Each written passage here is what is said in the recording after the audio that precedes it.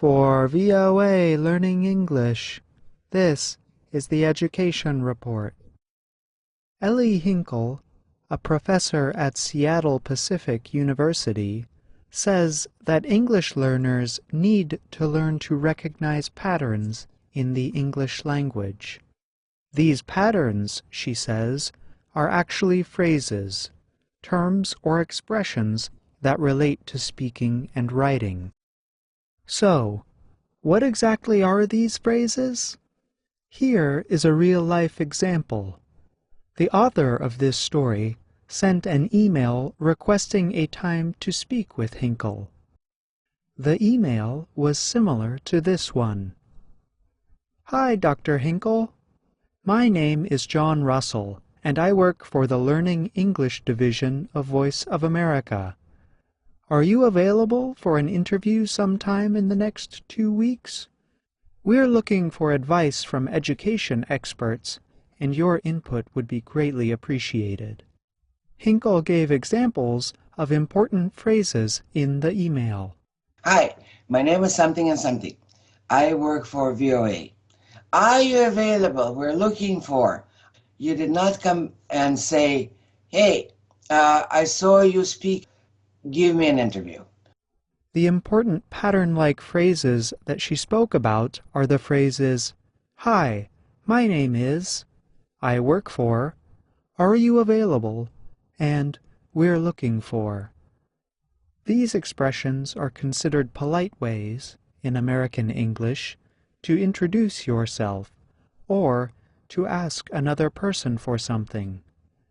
These phrases are socially acceptable and grammatically correct. Building a large set of socially acceptable and grammatically correct phrases can make the language learning process easier, says Hinkle. Anna Ul-Shamo also has studied learning strategies. She advises learners to look for patterns as they learn a language. Shamo calls this strategy finding and applying patterns. Ellie Hinkle says English academic writing, in particular, uses patterns more often than writing in other European languages. So, French article is not, writing is not formulaic. German is not formulaic. In general, Central and Eastern Europeans don't do formulae. So, it's hardly formulaic in practically every way, not just the structure, but also the mode of expression. Hinkle adds that English academic articles often begin with a statement of purpose and then use common patterns throughout.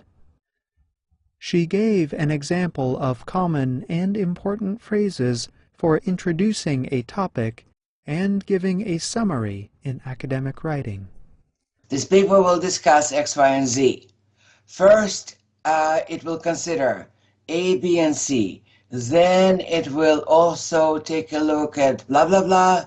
And in conclusion, the paper will explain B, C, and D. So in general, these formulas are something that most learners don't notice. The important phrases that learners don't often notice include the following. First, it will consider, then it will take a look at, and, in conclusion, the paper will explain. There are many other common phrases in academic writing. For example, you will often see statements such as, I claim that, which is a common way to make an assertion, or, one suggestion is that, which is a common phrase for making a recommendation. Future education stories will discuss more common phrases in academic writing. One common problem for English learners is that they often do their writing assignments without a clear goal in mind. For example, Hinkle says, when learners write personal narratives, they may choose their subject with little planning. So they just simply say, all right, I'm going to write about my memory from childhood. And it was about my greatest grandfather in the world and I loved him, and he has been long dead. She adds that English learners can improve their writing by planning what they want to write. So my first and second and third and fourth tip. Whatever it is that learners are writing, personal memory, scientific article, or a write-up of an interview like this one, follow the pattern.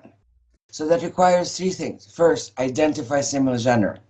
Second, analyze the stinking thing to death until you can identify this pattern, and then follow the yellow brick road.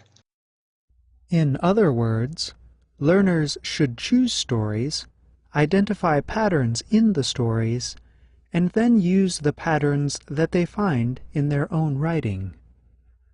So, try to find patterns the next time you read a story on our website, learningenglish.voanews.com.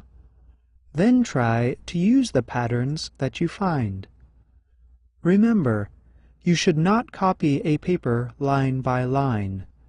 Copying a paper is considered plagiarism, and plagiarism is unacceptable in English-speaking academic work.